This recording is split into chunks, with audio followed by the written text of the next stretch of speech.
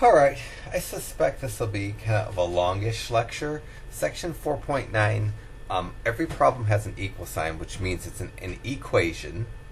And when I have a problem with an equal sign, I expect numerical answers like x equal to some number, y equal to some number, whatever the letter is in the problem.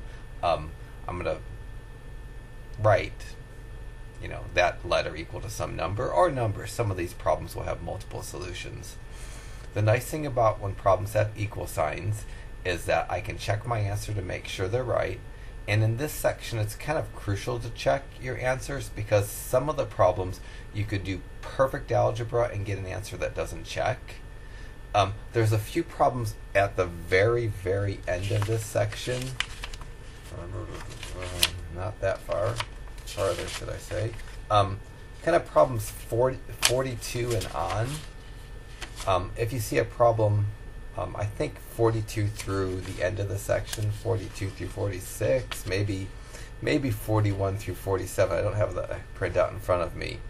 But those won't be on the test. When I get to these, I'll make a comment. Like if you stopped watching the video now, it's not going to really matter. I'll do these problems just so you can see them. But the very last few problems in the section aren't going to make their way onto the test. Most of the problems in this section have radicals, square roots, cube roots, fourth roots, and what I'm going to do is the algebra necessary to get rid of the radical. And to get rid of a square root, you square it. And to solve this equation, if I do something to the left side of the equation, I have to do the same thing to the right side of the equation. Squaring cancels out square root symbols. So on the left side, when I square the square root cancels out the square root symbol, leaves me what's under the square root unchanged. And on the right side, 6 squared, I really don't need my calculator to do 6 squared, but if you wanted to, 6 squared is 36. I'm technically done. This is the answer. I absolutely, because it took so little effort to get the answer, I should check. By checking, the original problem says the square root of y equals to 6. I should plug the answer I think is correct, and I should simplify. If when I plug 36 into the left-hand side and simplify the left-hand side, if I'm left with a true statement, then my answer is correct. So I can put a little check mark saying, I've checked this, I know that my answer of 36 is correct. Because when I plug it back into the original problem, I'm left with a true statement. 4 is a little bit harder, but not significantly harder. I'm going to do the same thing for 4 that I did for 2. On the left side of the equation, there's a square root. Squaring cancels out a square root. So when I square the left side, the square goes away, the square root symbol goes away. I'm left with y minus 3. And on the right side, I need to square the 4. 4 squared is 16. Unlike the last problem, I'm not done yet, because even though the square root's gone away, I don't have the letter solved for. So to get the y solved for, I'm just going to add 3 to both sides. And I'm going to get my answer of y equal to 19. And again, it took me 2 seconds to do this problem. I should make a little attempt to check. The original problem before I squared it said the square root of y minus 3 equal to 4. I'm going to make sure that the square root of 19 minus 3 equals to 4. So I'm going to do the square root of 19 minus 3. And the square root of 19 minus 3, because it equals to 4, I know I've checked my work. I know I haven't made a mistake. It's the nice thing about these problems is they're checkable and they're easy to check. 6 and 8 are still the same style of problem, so maybe you could do 6 and 8 without watching the video, and that would be good if you paused the video and tried to do 6 and maybe 8 and then watch me do it, or just check to make sure your answers are right. So 6, I'm squaring both sides. On the left side, the squaring cancels out the square root, leaves me with the 3y that's under the square root. On the right side, I'm squaring a 12, and squaring 12 gives me a 144. And now, to solve for y, I have to divide both sides by 3. So I need to do 144 divided by 3 on the right side. Apparently that equals to 48. So I believe I have an answer that's correct. It's not like a deal breaker if you don't check for this problem, because that answer actually is going to check. But if you get lazy and you stop checking, you're going to miss the problems that you can do perfect algebra and get a solution that doesn't check. So it takes me so little time to check that I'm going to check every single answer. So I need to check the answer that I think is right for y, 48. I plugged 48 in for y, and now I'm going to reduce it. And when I simplify it, I get a true statement. So I've checked this one successfully as well. 8 is the exact same thing. It's more complicated, and I think I get a fraction. No, I don't get a fraction answer. It's okay to have fraction answers. It's okay to have negative number answers. For the first few problems, I tried to make them, on the easy side. And as we get deeper into this section, we might run across some fraction answers. We might come across some negative answers. So just like the first 3 problems that I did, squaring is going to cancel out a square root. It's going to leave me on the left side with 3x plus 4. On the right side, I don't need my calculator to do 5 squared. 5 squared is 5 times 5, which is 25. There's no factoring that's going to need to be done in number 8 because there's no squares. But I do have to do a couple steps to solve for x. I minus 4 and divide by 7. Divide by 3. I get an answer of x equal to 7. Should absolutely check, because it's just not that hard to check. Before I started the problem, it looked like this. So it better be the case that when I change the x to 7, that this left side reduces to 5. And for me, it's easier to use my calculator to check than it is to do by hand. So going square root of 3 times 7 plus 4. When I hit enter, I best see 5. And since I see 5, I'm left with the statement 5 equals to 5. So my answer is checked, and I know that's correct. Finally, something a little bit different. The next few problems are cubed root problems. Cube root problems solve similarly to square root problems. They're just slightly different because of the cube root. To solve a cube root problem, you're going to cube both sides. Cubing a cube root cancels out the cube root symbol, leaves you what's under the cube root symbol. And then on the right side, cubing a 2, I get 8. So I think the answer to this is 8.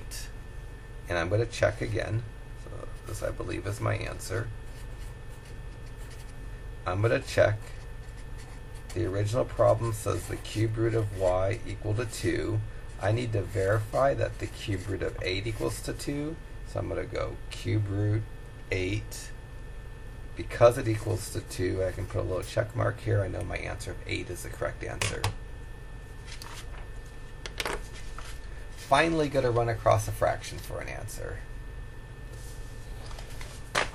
So 12 is not much different than the last problem. I'm going to cube both sides. Cubing a cube root.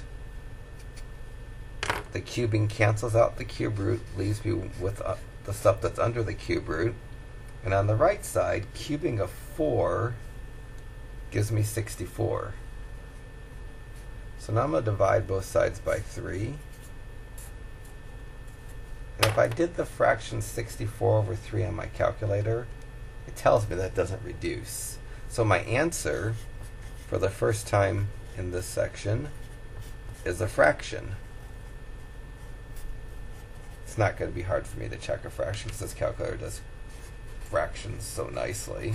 But I still should check it, especially if I get a fraction, because on tests, most of the problems I'm going to write are going to have answers that are not fractions.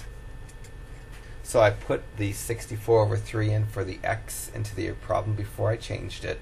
Now I'm going to simplify this, and for it to be correct, it has to simplify to before.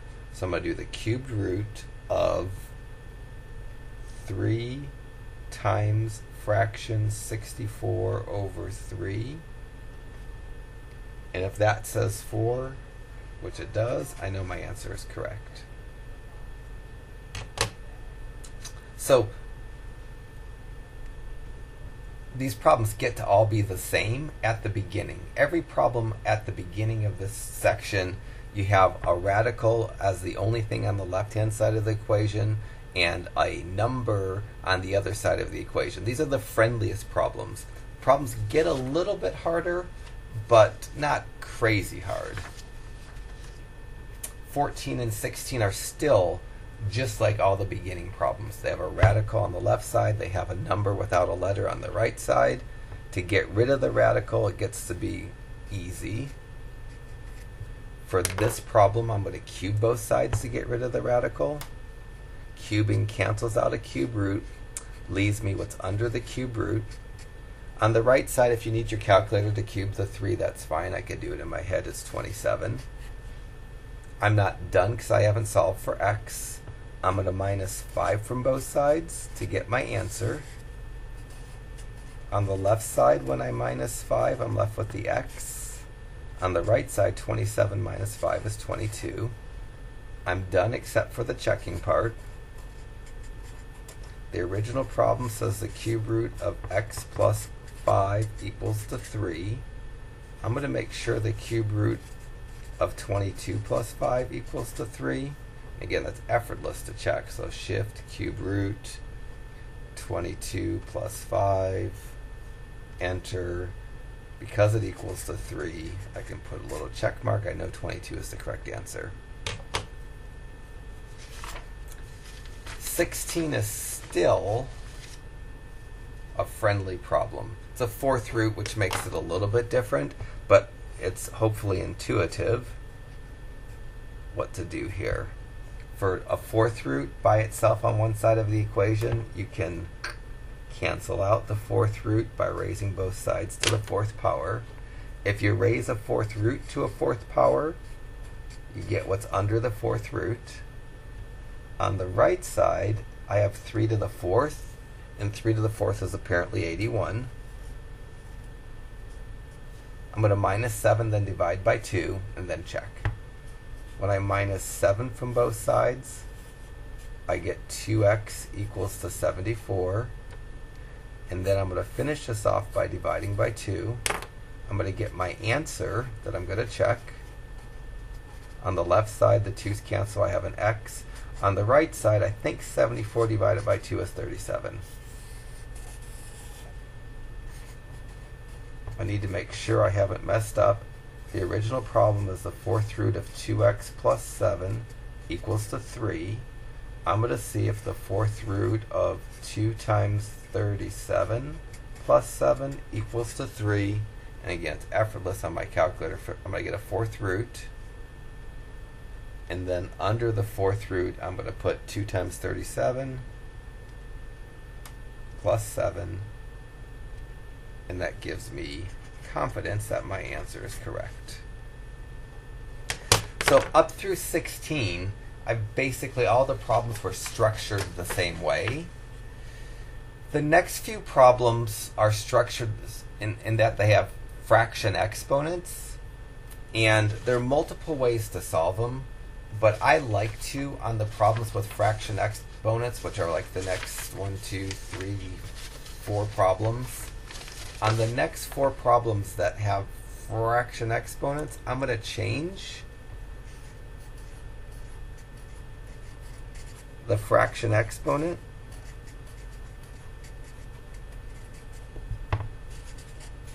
to a radical.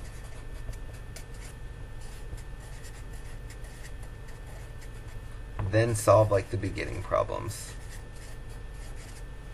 So y to the 1/3 power, I'm going to, anytime I have a fraction exponent, I can rewrite that term with a fraction exponent as a radical, and y to the 1/3 power is going to become a cube root because the denominator of the fraction exponent becomes the index, and then everything else works itself under the radical. So the radical version of y to the 1/3 is the cube root of y to the first. I really shouldn't write that exponent of 1. It wouldn't be wrong to write it, but it's not necessary. Now I'm going to cube both sides, and because the 2 is negative, when I cube it on my calculator, I'm actually going to use the parentheses. If the number that I'm raising to a power is positive, you don't need the parentheses, but if it's negative, if you don't put the parentheses, you might get a wrong sign. In this problem you wouldn't, but in general you might. So on the left side, cubing cancels out the cube root, leaves me with the y. And on the right side, I'm doing -2 cubed, and -2 cubed is -8. So I believe the answer to this is y equal -8. I'm going to check this. The original problem was y to the 1/3 equals -2. I'm going to check it. Because the y is a negative in my answer, I should put it in a parentheses. And I want to make sure this is true. I want to check the very original problem, and anytime I'm putting a negative number in for the letter, it better be in a parentheses. So I'm going to make sure that -8 exponent fraction 1/3 power, so that's putting -8 in for the original y, making it in a parentheses, because negative numbers, if I don't put them in a parentheses, sometimes make me think I'm right when I'm not.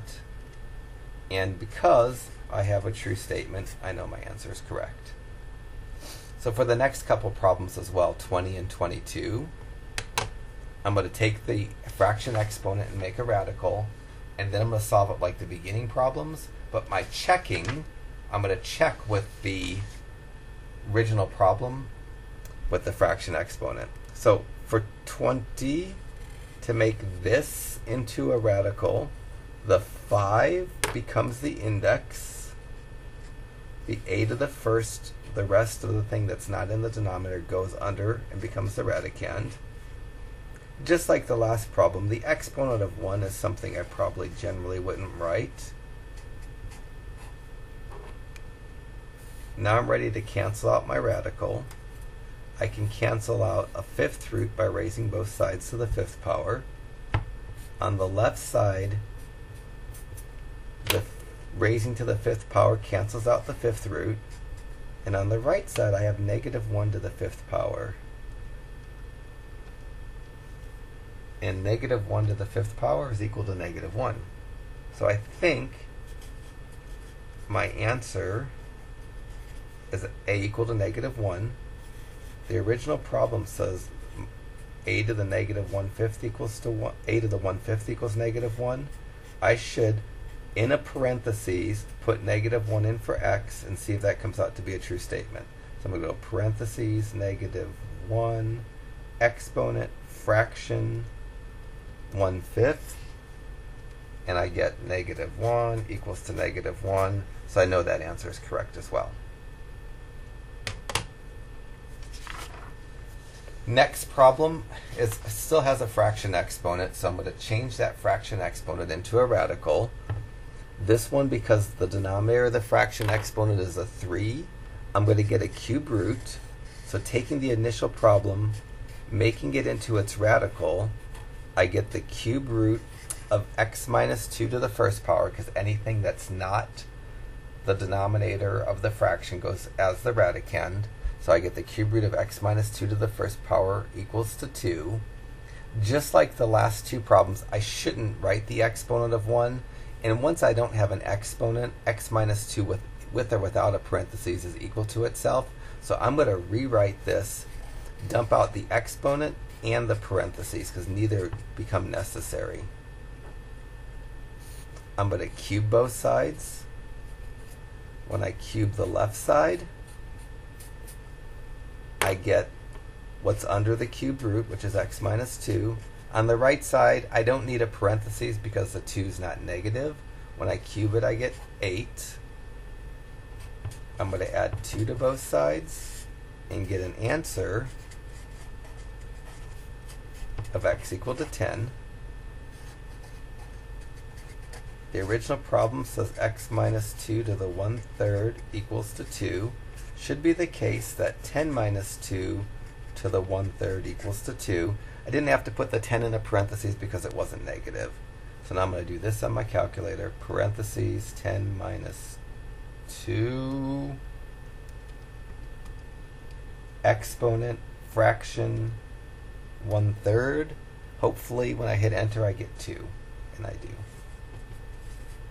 So again, it takes me 20 seconds tops to check an answer, and it's just mindless button pressing. So you should check every single answer in this section. That will keep you from writing down a wrong answer.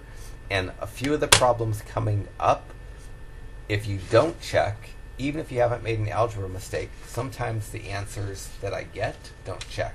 So it's real important to check. 24, I have a fraction exponent again. I'm going to write it as a radical. This is going to become, in radical form, the 4th root of 2x minus 5 to the 1st equals 4. Every fraction exponent problem I had, it had an exponent of 1. And inside the radical, once you get rid of the fraction, you can dump out the exponent. I won't need the parentheses here either. So I could write this as the 4th root of 2x minus 5 equals to 4. Now I'm going to raise both sides to the 4th power. On the left side, raising 4th root to the 4th power cancels out. The 4th root and the 4th exponent cancel.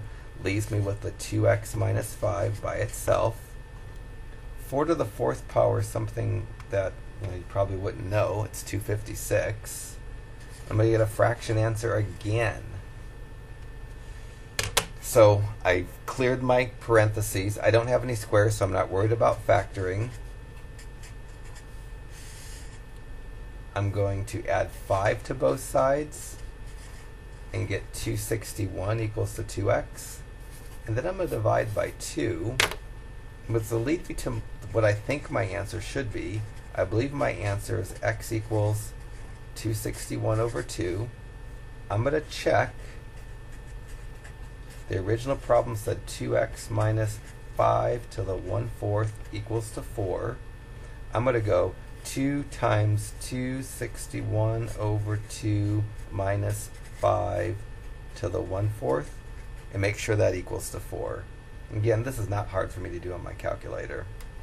So I go parentheses 2 and then parentheses fraction 261 over 2. Close out that parentheses for the fraction just like I have there. Then minus 5. Close out my next parentheses, so I'm kind of up to there. And now I'm going to raise it, so I'm going to do exponent fraction 1 over 4. And magically I get 4 equals to 4. Checking this without this calculator, checking it by hand would be something I'd rather not do. And checking it with most other calculators would also be something I'd rather not do. If you haven't invested in this calculator yet, hopefully you're starting to see the benefit of this calculator. In section 410, which is coming up next, every single problem in that section I can do by just pressing buttons on my calculator. There isn't one problem of that this calculator can't do in the next section, which really is a really good thing. So we'll know that when we get a test question from section 410 that we shouldn't make a mistake. The next few problems, 26 and 28, are the same style of problem. Let me make up a couple more of these before I do 26 and 28, just so you have more problems. So this is an extra bonus problem because I only have 2 problems of this structure. Maybe that's not enough. So this is extra. It's supposed to help with 26 and 28. And I'll do 2 of these. So again, this is not from the handout. I'll do 3 plus the square root of x equals to 7.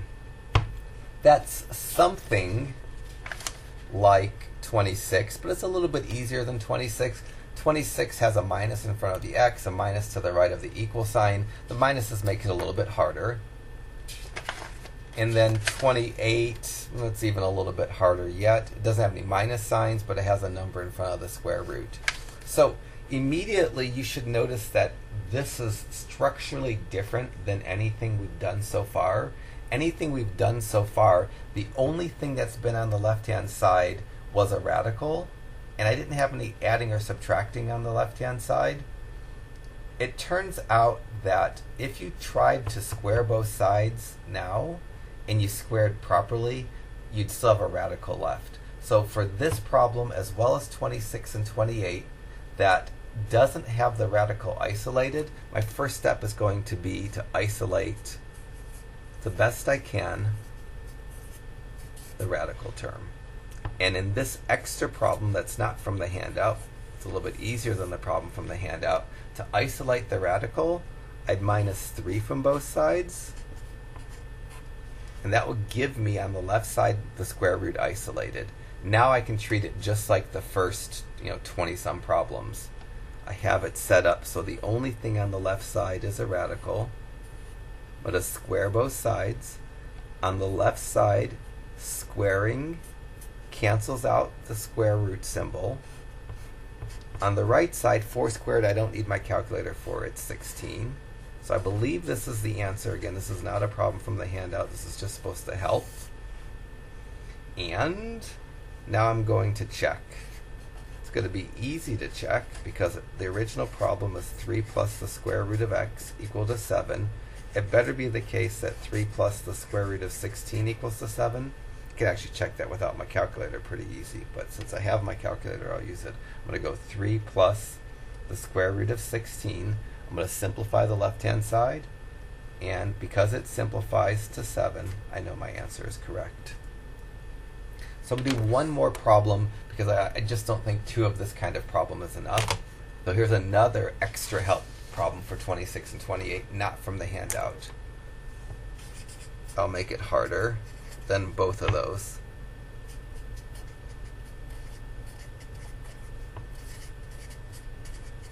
How about this? 5, I'll make it a minus, makes it harder. 5 minus 6 square root of x equals to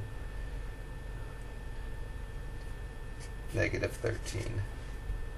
So this is similar to the last problem that I did, but it's a step up in difficulty. Has the minuses, which makes it hard for me, and the square root isn't isolated. If I squared both sides right now and I'd squared properly, I'd still have a square root left on the left-hand side because you'd actually have to FOIL. So just like the extra problem that I made up that I just did, what I'm going to do here is do the steps necessary to get the square root of x isolated. So I need to make the square root of x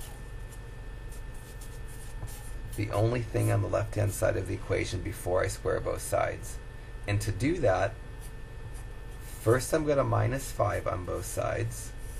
The left side's easy for me to minus 5. I'm just left with a minus 6 square root of x.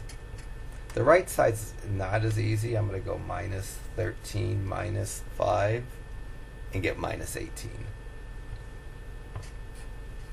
When I look at this, there is something outside the square root on the left-hand side of the equation that I'd rather not be there. And I'm going to, before I square both sides, get that square root of x completely isolated by dividing both sides by a negative 6. When I do that, the negative 6 cancel. I'm left with just the square root of x. So I've done what I wanted to do. I've isolated the square root of x. On the right side, I have negative 18 over negative 6, which is 3. Now I'm ready to square both sides. When I square, now it looks like the beginning style of problem, and I can square both sides without worrying about making a mistake. On the left side, when I square both sides, the squaring cancels out the square root, leaves me what's under the square root. On the right side, 3 squared is 9. absolutely should check these because I've done a lot of algebra, and the more steps I do, the more likely it is for me to make a mistake. So I'm going to go to the original problem before I did anything to it, change the x to a 9, and make sure the left-hand side and the right-hand side simplify to the same number. Since the right-hand side's already negative 13, the left-hand side needs to simplify to negative 13. So when I do this, 5 minus 6 times the square root of 9, if I see anything other than negative 13, I know I've messed up. But I didn't mess up. So when you're doing your homework, if you do this check part and you don't get a matching, either you've messed up on your checking on your calculator or you've messed up doing the problem. More often than not, I make calculator mistakes more so than I make algebra mistakes. But you know you need to start searching if you don't get a match. So 26 and 28 are the problems in the handout that I want to attack. And in 26, I'm going to make 26 look a lot like this extra problem here. It looks a lot like it. I see 5 minus, I had a 6 in my problem. There's no number in front of the x here. I'm going to write this as 5 minus 1 square root of x equal to minus 3. Now all of a sudden, this problem 26 and this problem that I did, they look a lot more alike because they're structurally the same. And I'm going to solve them exactly the same way. I'm going to do 2 steps to isolate the square root of x, more or less the same 2 steps, a subtraction and a division, and then I'm going to square both sides. So if you have this as a template, you might be able to pause the video and actually do problem 26 and check your answer. If you're not feeling ready for that yet, I'll go ahead and do it. I'm going to minus 5 from both sides. Left side is easy, right side not as easy, so I'm going to go minus 3 minus 5. Left side comes out to be a negative 8. So this simplifies to minus 1 square root of x equals negative 8. I don't have the square root of x isolated because of that negative or the negative 1. So I'm going to divide both sides by a negative 1. On the left-hand side, the negative 1s are going to cancel, leaving with a positive square root of x. On the right-hand side, the 2 negatives cancel, and I get a positive. Now I've taken the time to isolate the square root. I'm going to square both sides. On the left side, squaring cancels out a square root. Both the square root and the square symbol goes away. On the right-hand side, I could use my calculator if I don't know how to square the 8. But 8 squared is 8 times 8, which is 64. Should always, on these problems, check. So I'm going to see if 5 minus the square root of 64 equals negative 3. And the right-hand side's already simplified, so I'm just simplifying the left-hand side. So on the left-hand side, I'm going 5 minus the square root of 64, and 5 minus the square root of 64 is negative 3, which is what it needs to equal. So I'm perfect on my work. 28's a lot like this. I think 28's probably even a bit easier than 26 because it doesn't have the negatives around.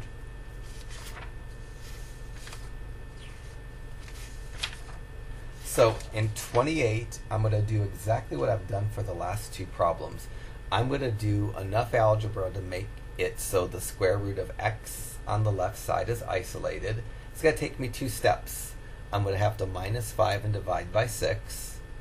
Once I minus 5 from both sides and divide both sides by 6, then I'll be able to square both sides, and I'll have my answer staring at me. So again, if you could pause the video and work this problem out, it'd be much better than just watching me do it. So I'm working on getting the square root by itself. I minused 5 from both sides and divided both sides by 6. And that gave me the square root of x equals to 4, because 24 over 6, I don't need my calculator for, but 24 over 6 on the right side is 4. So the two steps I did are basically the two steps I did for the last few problems. Did enough work to get the square root isolated. Squaring both sides, I get x equals to 16, which I believe is my answer. Again, I absolutely should check. The original problem is 5 plus 6 square root of x equals to 29. So I should get 5 plus 6 square root of 16 equal to 29. I'm going to do the left side now. So I'm going to go 5 plus 6 square root of 16. Hopefully when I hit enter I see 29, which I do. So if we wanted to break the problems down that we've done so far, the first dozen or so problems, they just had a radical on one side, whether it was a square root, cube root, fourth root, or fifth root. And my algebra was to square to get rid of square roots, cube to get rid of cube roots, fourth power to get rid of fourth roots. So problems 2, 4, 6, 8, 10, 12, 14, and 16 all just had a radical equal to a number, and there wasn't anything on the left-hand side of the equation outside the radical. Those are the base-friendly problems. If I can get my problems to look like that, I feel good. If I can get the radical on one side, a number on the other side that doesn't have a letter, really makes the problems easy. After we did the first 16 problems, the next few problems had fraction exponents, and I always want the problem to have a radical on one side, a number on the other. And so I did the work to transform my problem to have the radical by itself on the left side, the number on the right side. And the step here wasn't really algebra, it was just rewriting a fraction exponent to a radical. So 18, 20, 22, and 24 all had fraction exponents, and it's real easy to get the problem set up so I have a radical on the left side, a number on the right side. That's kind of always my goal. If the problem doesn't start off with a radical on the left side, a number on the right side, then I want to make it look like that the best I can. Sometimes I just can't get it all the way there, and those are the unfortunate problems that are getting ready to come up.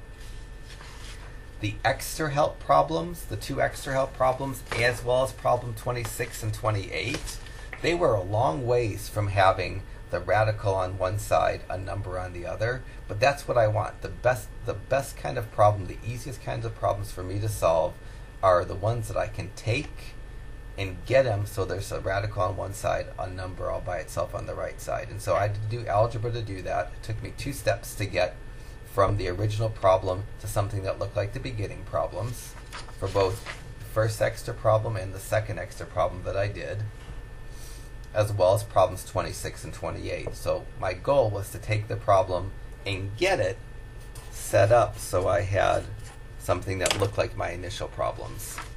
26 I was able to do that, 28 I was able to do that.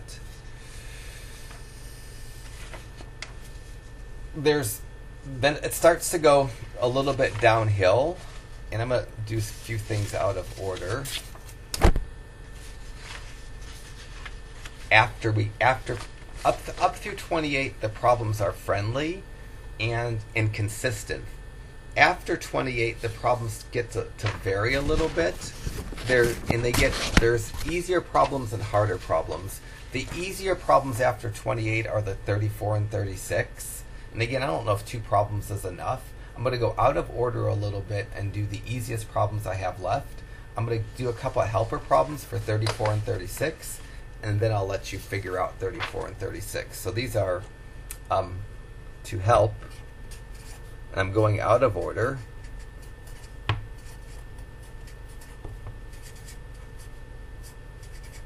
So this is not from the handout.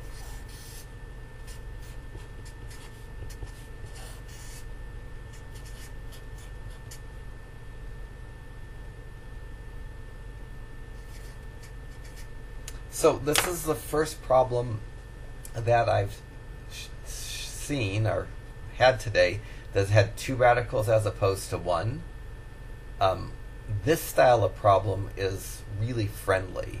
there's a radical on the left side, a radical on the right side, and there isn't any number on either side of the equation outside of the radical.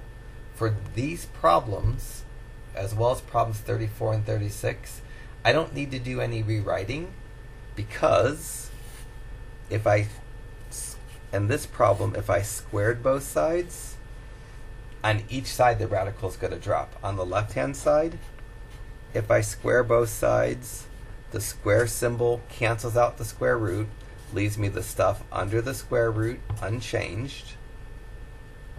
Similarly, on the right side, if I square that right side, the square root symbol gets canceled out by the square. Leaves me with just a basic arithmetic problem now.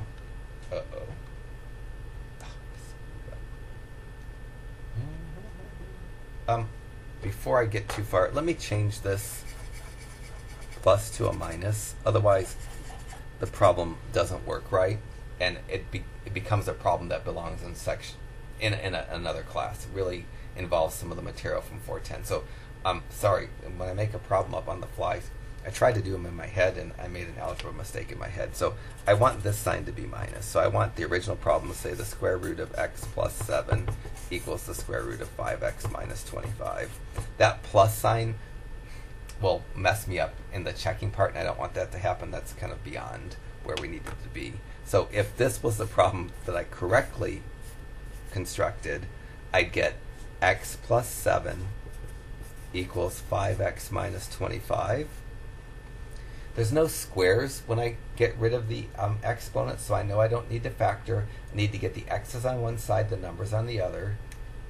This x here, I know that it has an implied 1 in front of it. If I was solving this, I would get the x's on the right side by minusing 1x from both sides. And I'd also would get the numbers on the right side by adding 25 to both sides. By doing that, the 1x's cancel. 7 plus 25 is 32. On the right side, 5x minus 1x is 4x. Now I'm going to divide by 4 and get 8 equals to x. So of this problem that I made up, that's not from the handout, but it's supposed to help me do the handout, I'm going to check now. To check, the original problem that I modified says the square root of x plus 7 equals the square root of 5x minus 25. I have to check both sides. So I need to see if the square root of 8 plus 7 equals the square root of 5 times 8 minus 25. So I have to check both sides, because both sides have an x. I need to simplify both sides down to a number. And my calculator's nice. It'll actually simplify these quickly. Square root of 8 plus 7, it says the left side comes out to be the square root of 15, which is odd, but I can live with that. When I do the right side and do the square root of 5 times 8 minus 25 and reduce, it also reduces to the square root of 15, because the left and the right side reduce to the same number. Even though it's not a very pleasant number, I know my answer is correct.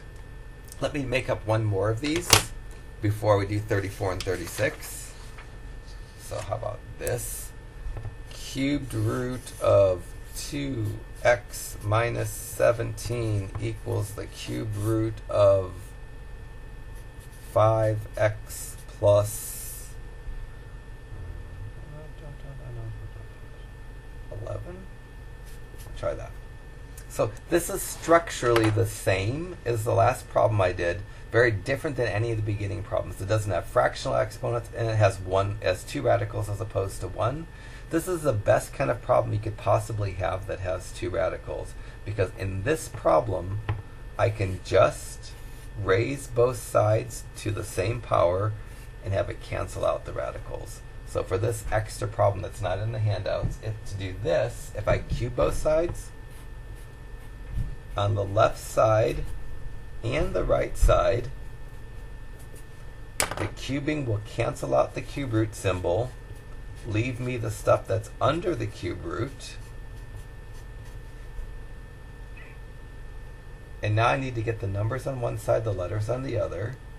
So I'm going to minus 2x and minus 11 from both sides. When I do this, on the right side, on the left side, I have to do minus 17 minus 11, which is minus 28. The 2x's cancel. On the right side, 5x minus 2x is 3x. Now I need to divide by 3. I don't think that fraction reduces. So on the left side, I get a fraction negative 28. Fraction negative 28 over 3, which doesn't reduce. So I get a fraction answer, a negative fraction answer at that. I'm going to check by taking that and plugging it into the original problem. So I believe this is my answer. I'm going to check. I'm going to go the cube root. The original problem was the cube root of 2x minus 17 equals the cube root of 5x plus 11. I'm going to see if the cube root of 2 times negative 28 over 3 minus 17 equals the cube root of 5 times negative 28 over 3 plus 11. I think my calculator is going to give me ugly decimals, but I can live with them as long as they're the same ugly decimals. So left side, cube root of 2 times fraction negative 28 over 3 minus 17. So the left side comes out to be negative 3.2917044 and more stuff. My answer is only correct if the right side comes out to be that same unpleasant decimal. So I'm going to work on the right side and go cube root of 5 and then parentheses fraction negative 28 over 3, close out my parentheses, plus 11. That comes out to be, or I don't know what I did wrong. Let me just enter it again. Shift cube root of 5 parentheses fraction negative 28 over 3 plus 11. Looks so much like that. I shouldn't be getting a math error. Good. I get negative 3.2917044. That's exactly that number, so I know my answer is correct. Even though it checked with really nasty decimals, it still checked because when I plugged x, the number negative 28 over 3 in for both x's, it simplifies to the same number.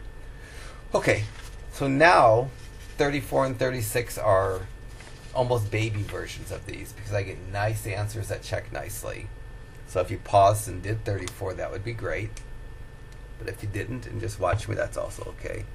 So 34 set up just like the last two problems. I'm going to square each side. On the left side, the squaring is going to cancel out the square root, leave me the stuff under the square root. Same thing happens on the right side. And now I'm going to minus x and minus 1 from both sides. On the left side, 4x minus x means 4x minus 1x, which is 3x. On the right side, the 7 minus 1 is the thing that doesn't cancel, and I get a 6. Divide by 3, divide by 3. I believe, if I haven't messed up, my answer is x equal to 2. I should definitely check. The original problem before I got to it said the square root of 4x plus 1 equals the square root of x plus 7. I'm going to plug 2 in and see if the square root of 4 times 2 plus 1 equals the square root of 2 plus 7. Numbers are small enough where I really don't need my calculator, but I'll use it anyways. First I'll do the left side. Square root of 4 times 2 plus 1. Left side reduces to the number 3. And if I do the right side, square root of 2 plus 7, it also reduces to the number 3. So I get a true statement. I know my answer is correct. 36 is more or less a duplicate problem. It's a fourth root, but it's not going to be so bad. I'm going to solve it just like I did the last three problems to solve a problem that has only 1/4 root on either side of the equation. I raise both sides to the 4th power.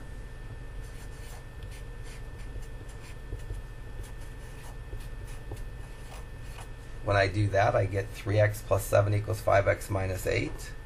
I'm going to minus 3x and add 8 to both sides.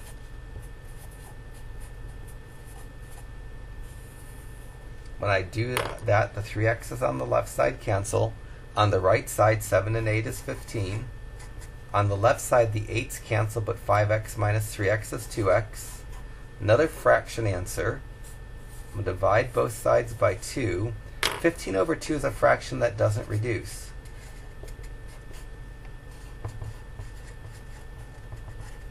I'm going to check these now. The original problem is the fourth root of 3x plus 7 equals the fourth root of 5x minus 8. I'm going to see if the fourth root of 3 times 15 over 2 plus 7 equals the fourth root of 5 times 15 over 2 minus 8. Ugh. So calculator, shift for the fourth root. Left side is 3 parentheses fraction 15 over 2 parentheses plus 7. So the left side comes out to be this horrendous 2.3305, and there's more. Do the same for the right side now. So for the right side, shift fourth root 5 parentheses fraction 15 over 2 parentheses minus 8, and I get the same 2.3305. So I know my answer is correct. This is the end of the problems that the answers will check if I don't make an algebra mistake. Coming up, the next few problems are the first problems that have x's that aren't under the radical. So the rest of the problems, what they all have in common is somewheres there's an x that's not under the radical, and those are really unpleasant problems. When you have an x outside the radical, you're probably going to wind up having to factor to get your answer, and you could very likely get an answer that doesn't check. So 30, it's subtly different than the beginning problems in that the square root's on the right side, but it's not that different. So I'm going to square both sides. This is not radically different than problem 2, but horribly different once I do the first step. So I have the square root by itself. I'm going to square both sides. And the ending problems, if you're going to make a mistake, it's squaring the side without the square root properly. So on the left side, I need to square 2x. Squaring means to multiply something by itself. So on the left-hand side, I'm going to multiply 2x by 2x. There's no square root that I can cancel out. So that's not an option. I just do plain ordinary multiplication. And 2x times 2x is 4x squared. On the right-hand side, squaring cancels out the square root, leaves me the stuff under the square root unchanged. First time I saw an x squared, and I'm going to see an x squared on the rest of the problems that I do in this section.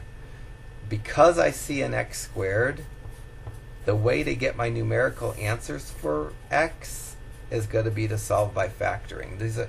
Once you have an x squared, you have to do the algebra to get the problem set equal to 0, and you have to factor. So squaring got rid of the square root, left me an x squared, so I knew I needed to factor. This is bottoms up factoring, so I'm going to do it kind of up here. So I'm going to do my bottoms up. For 4x squared minus 4x minus 3, start off by multiplying. I'm going to get x squared minus 4x minus 12. That's multiplying that 4 and that minus 3. So bottoms up is multiply, then factor. This factors into x plus 2 times x minus 6, because 2 times negative 6 is negative 12, 2 minus 6 is negative 4.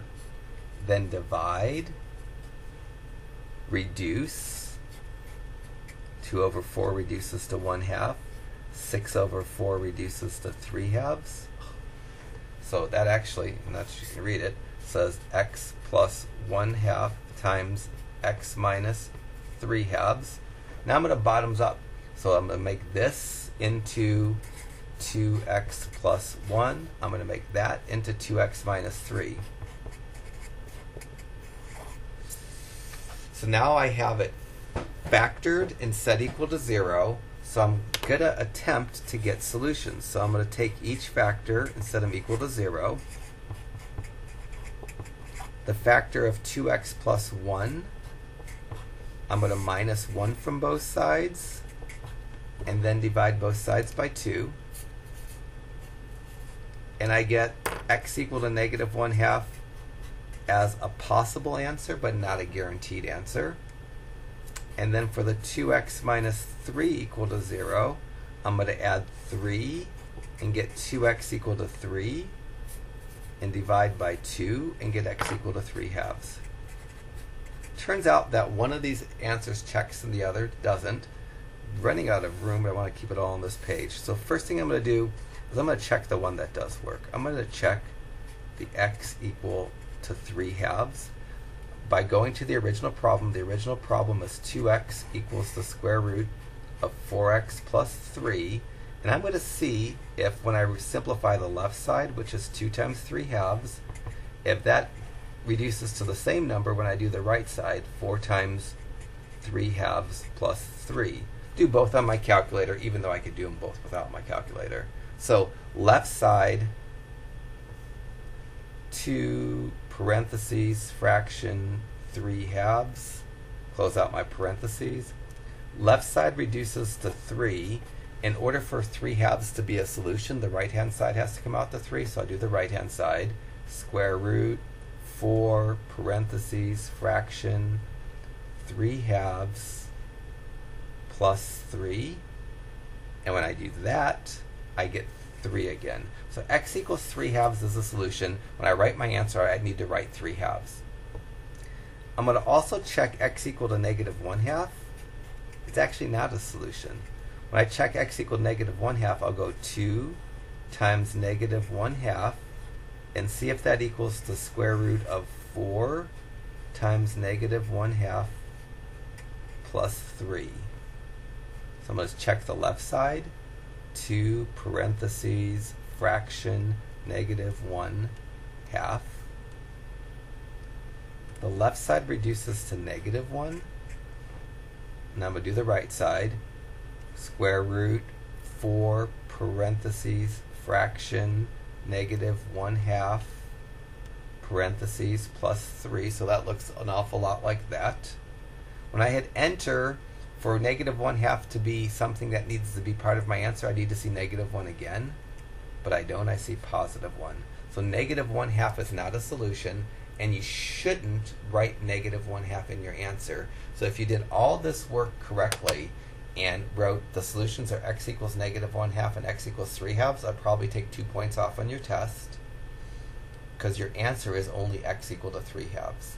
So when I go to write my answer for a problem that has an answer that doesn't check, I have options. The most desirable thing is, so the best answer to number 30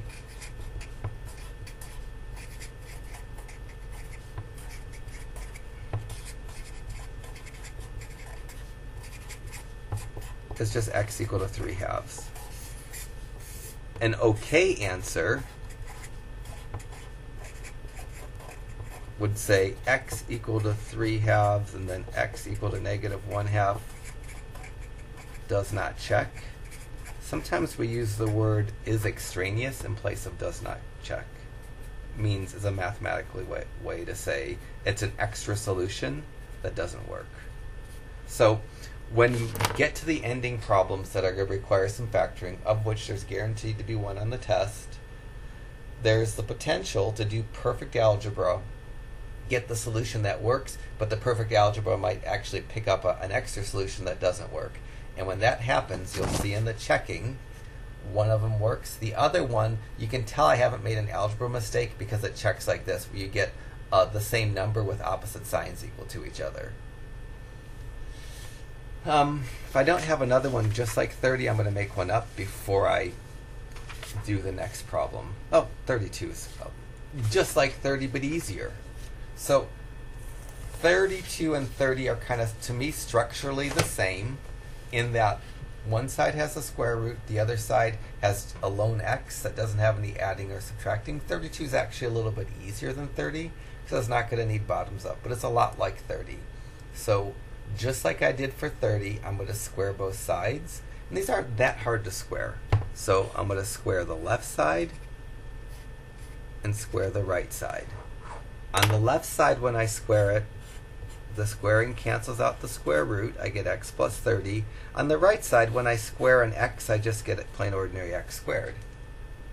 Again, just like the last problem I did, when you have an x squared, you expect to solve by factoring. And if you're going to solve by factoring, the problem has to be set equal to 0. I like to get the 0 opposite the x squared side.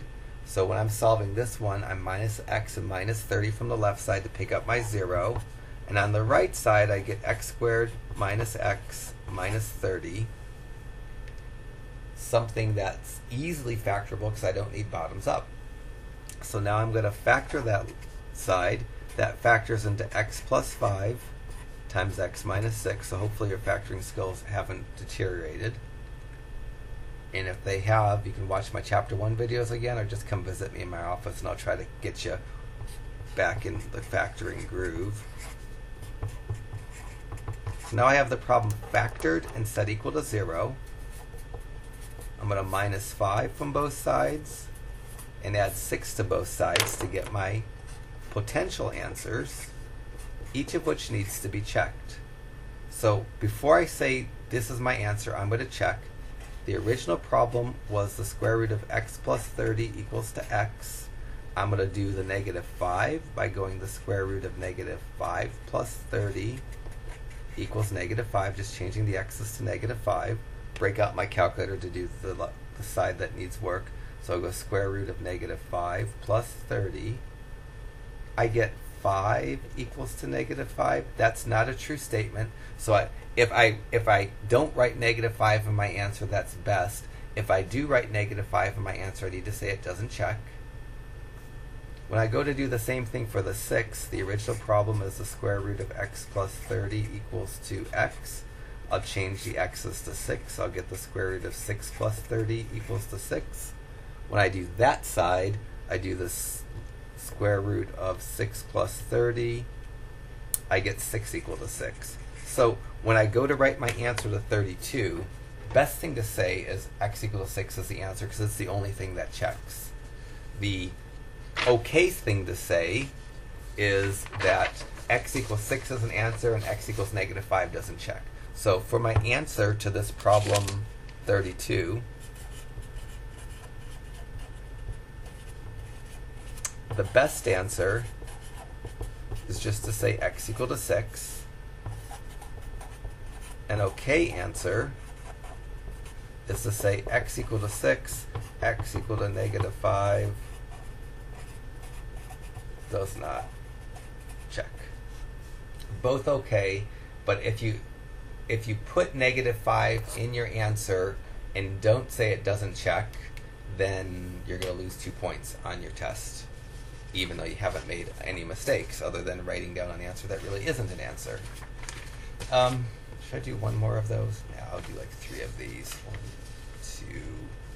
So I'm going to do a warm-up for 38, maybe 2 warm-ups, and then I'll do 38 and 40. 38 and 40 are the hardest problems, and the reason where checking gets become way important. So the difference between any of the problems that we've done so far and 38 and 40 is they have 2 numbers, an x and a number that aren't under the radical, that are going to mess you up if you don't simplify properly. So this is extra, because I don't think 2 problems are enough to help with 38 and 40. So how about the square root of x plus 2 equals 2. X equals 7. So this is 3.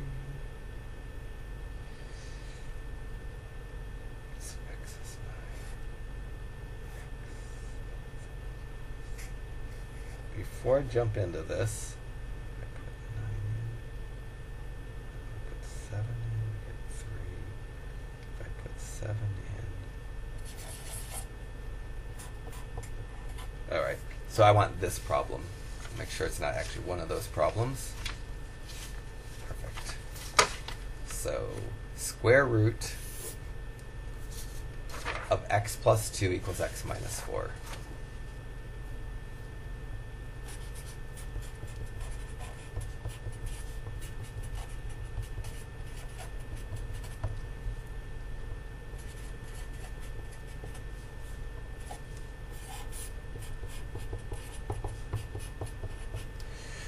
So the last two problems that I did required factoring. This was going to require factoring as well. Anytime there's an x that's not under the square root, then when you square to get rid of the square root, that x is going to wind up having an x squared. That's going to force factoring upon you. The hard thing about 38 and 40 and the next two problems that I'm going to do is that when you square the side that has the x, it's real easy to mess up on it. So just like I did for just about every problem in this section, I'm squaring to get rid of a square root. The side with the square root is so easy to square because squaring just cancels out a square root. If you're going to make a mistake on this problem or problems 38 and 40, it's squaring the side without the square root that you can mess up on.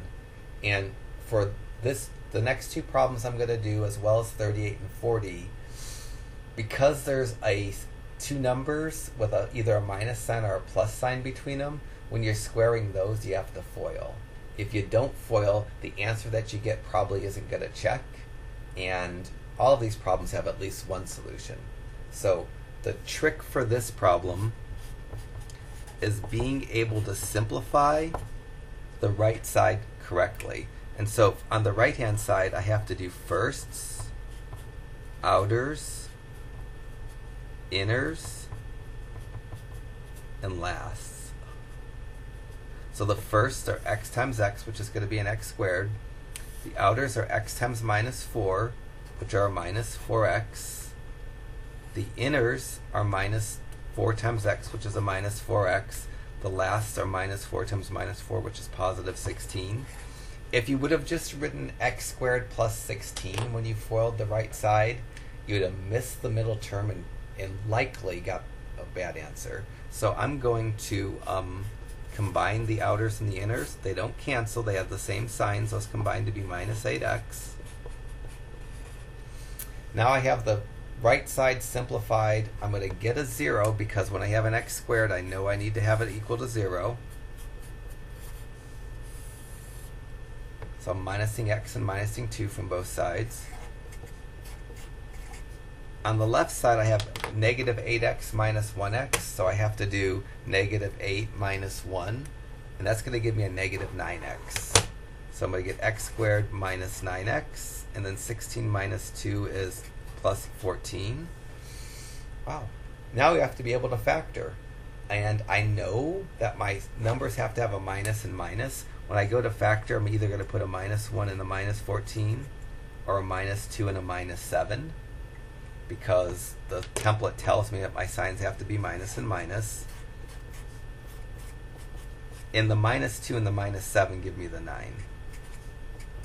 So this factors. Once you have it set equal to 0 and factor, you split up the factors. The x minus 2 factor, you add 2 to both sides and get 2 as a possible solution. The x minus 7 factor, I add 7 to both sides and get 7 as a possible solution. I'm going to check each one of these. The original problem says the square root of x plus 2 equals x minus 4. So for this 2, I'm going to go, does the square root of 2 plus 2 equal to 2 minus 4? I'm going to check that real quickly.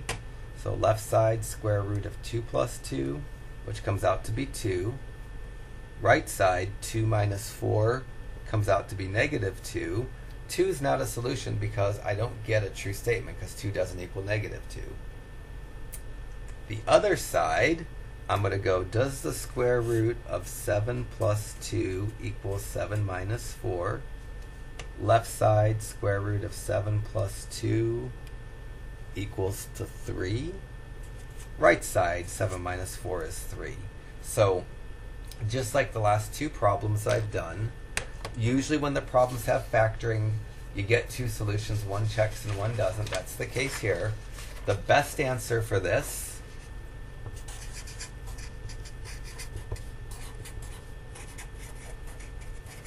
is x equal to 7.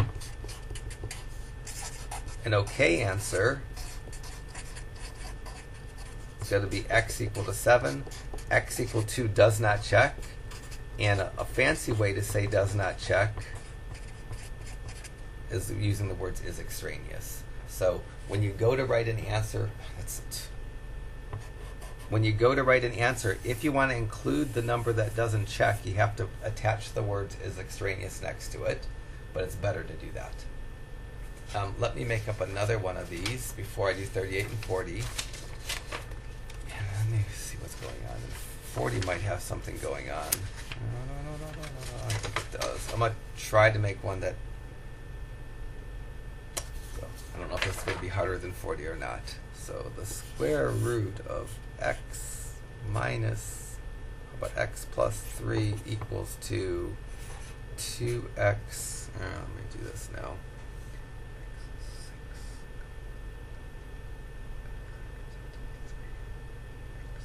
Oh gosh, I'll make that hard. X is 1. And that wouldn't work. Square root of x. I'm trying to get a problem that's not going to be horrendous. So we can make that into 7.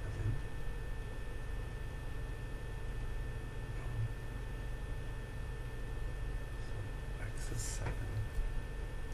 It's 2. Oh well. I don't want the numbers to be so big. Sorry.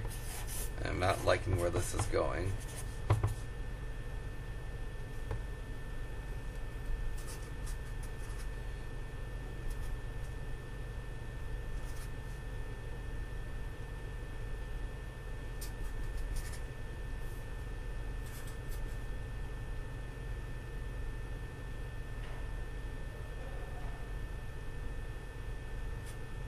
Oh well.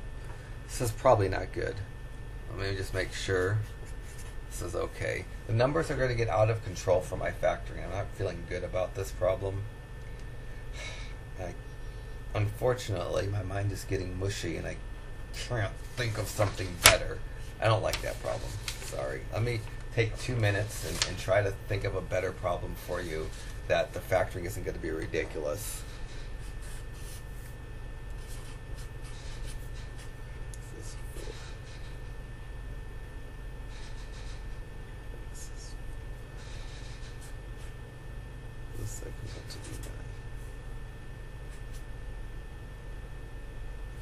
Can't think.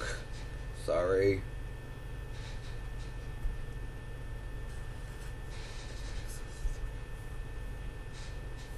X is 3.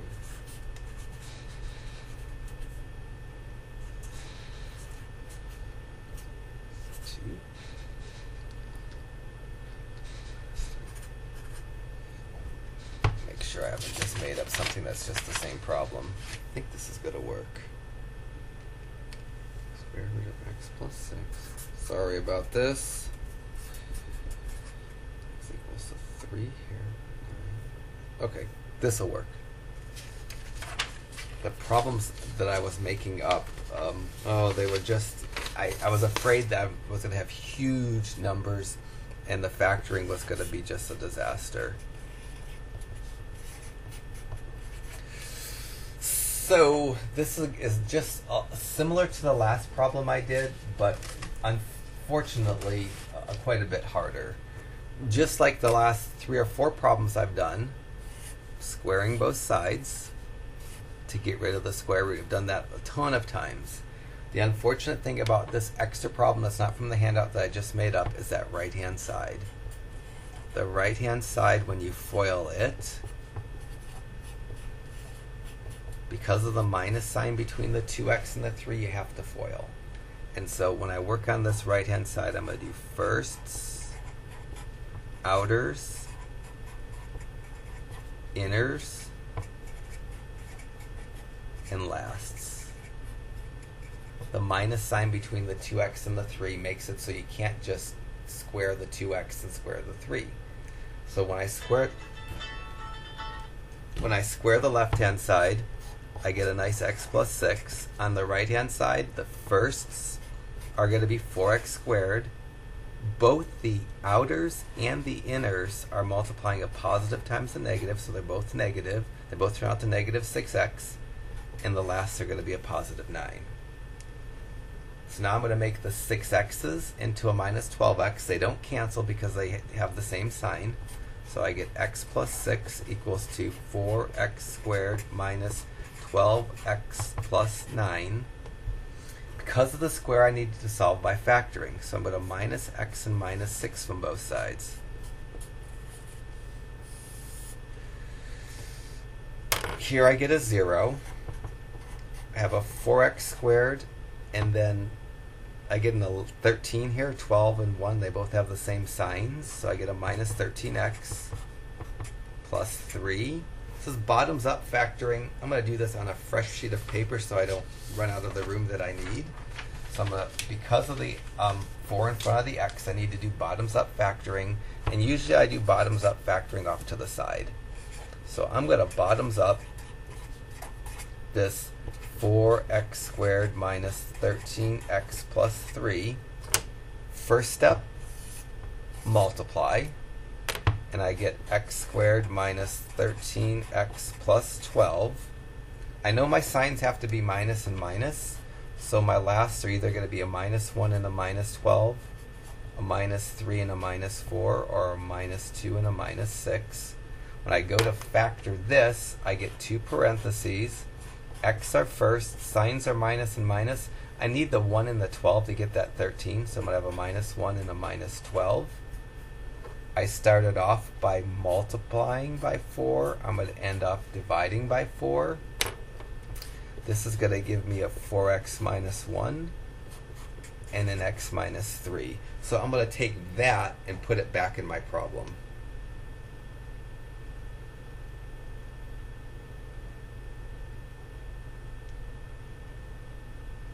So when I get back to the problem, I'm going to write 0 equals to 4x minus 1 times x minus 3. So now I've taken the original problem, gotten rid of the square root, easy on the left side, hard on the right side, foiling. Because there was a square I need to solve by factoring, I have it factored and set equal to 0, so I'm almost ready to get my answers that I need to check. The 4x minus 1, I'm going to add 1 and get 4x equals to 1, and then divide by 4 and get x equal to 1/4. The x minus 3, I'm just going to add 3 and get x equal to 3. I need to check both of these, and I don't have a lot of room here. I like jamming it all on one page so you can kind of see. I'm going to try to check right over here. So for the first checking, I'm going to check 1/4. I'm going to see if I go to the original problem, does the square root of 1/4 plus 6 equal to 2 times 1/4 minus 3? Ew, I don't know.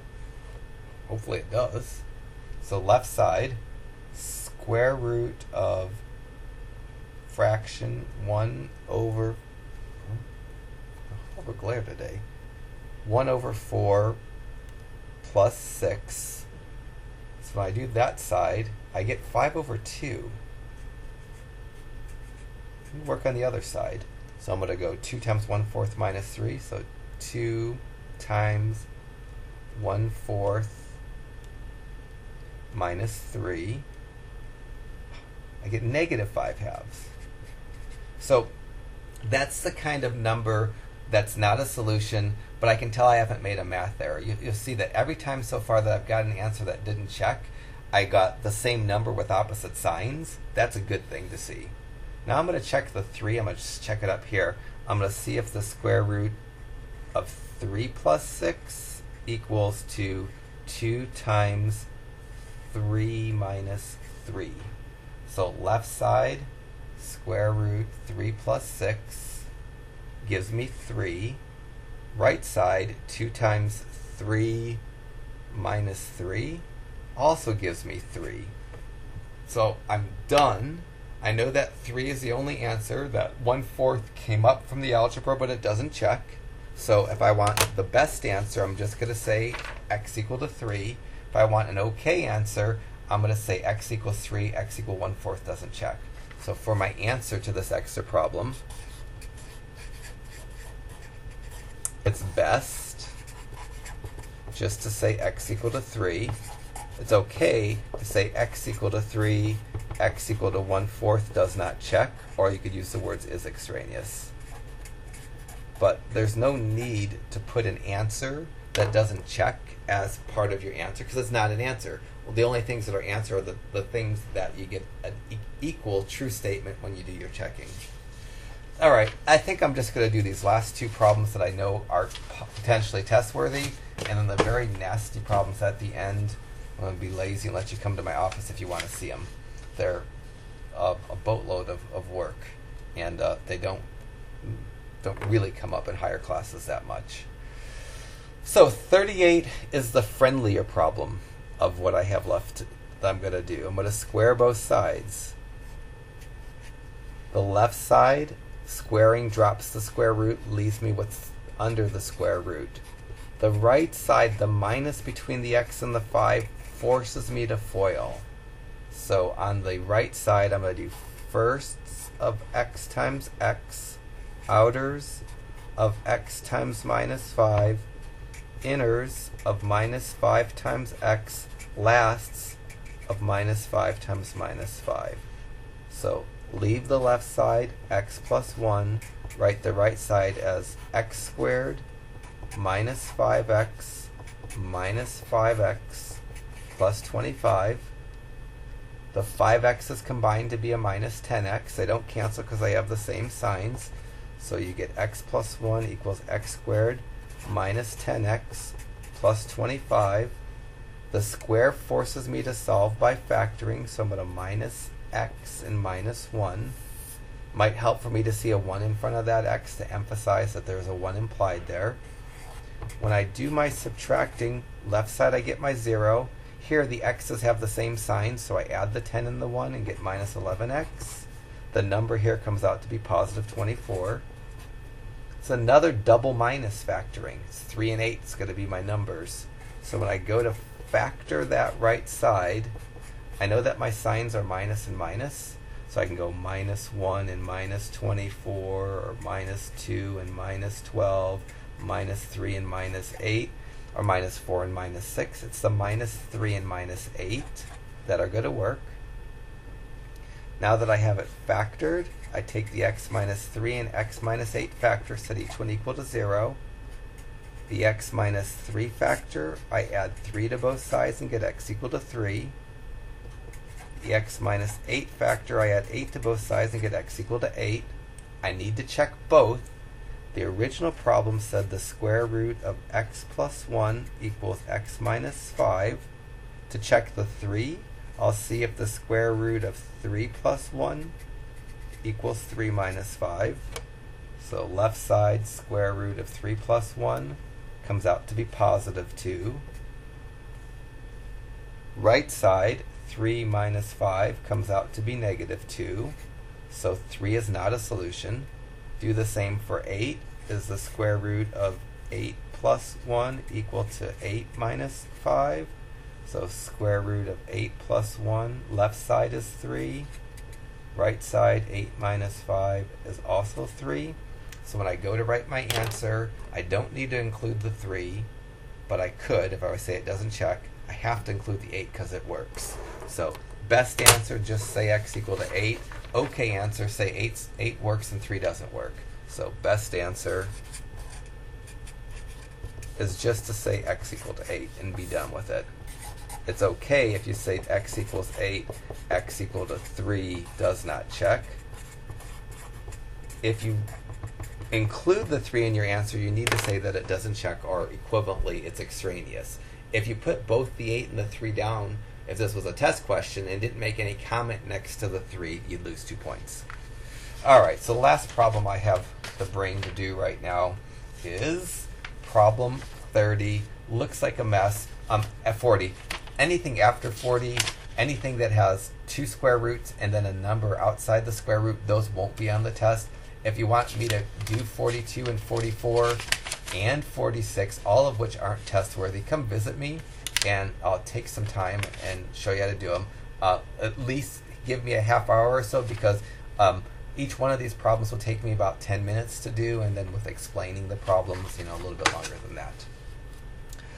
Okay, last one, and then need a nap. So square both sides. Left side is easy. I just get the 3x plus 4. Squaring a square root, you just get what's under the square root. Right side, bad. Stuck foiling because of the minus sign.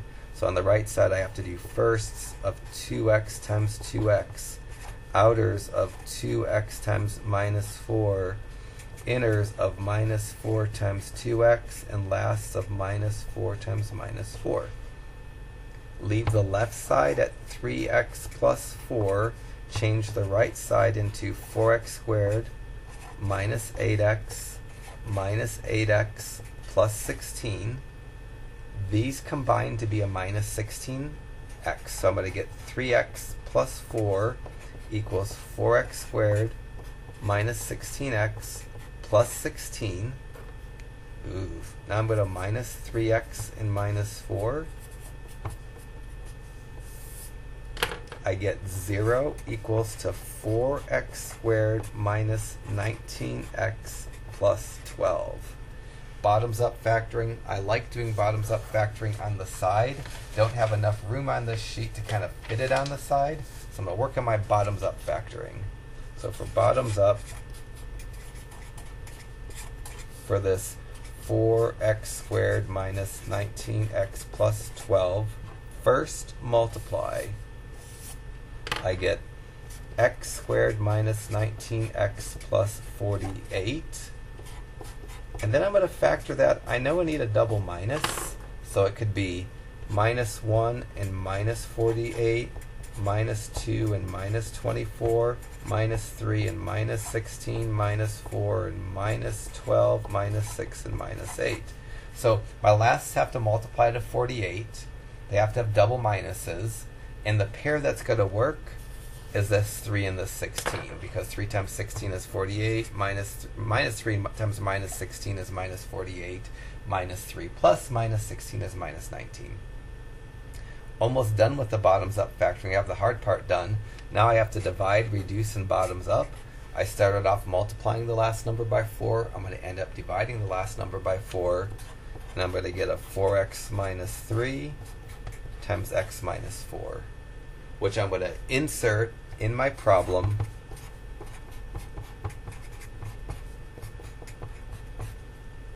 right under the 4x squared minus 19x plus 12, because that's exactly what it equals to. So scrub that bottoms up factoring. So now I have the problem factored and set equal to 0. So I'm going to take each factor. I'm going to go 4x minus 3 equal to 0, x minus 4 equal to 0. For the 4x minus 3, I add 3 to both sides and get 4x equals to 3. Divide by 4, divide by 4. I get x equal to 3/4. For the x minus 4, I add 4, I get x equal to 4. I need to check.